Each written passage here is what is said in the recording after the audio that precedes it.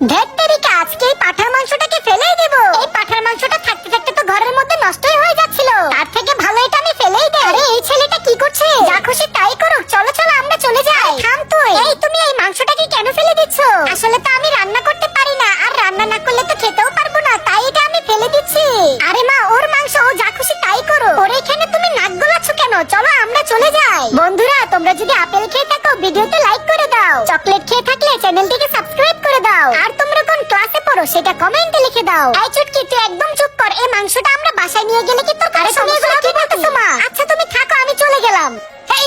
ভালোই হয়েছে, আজকে এটা কি মজা করে রান্না করব।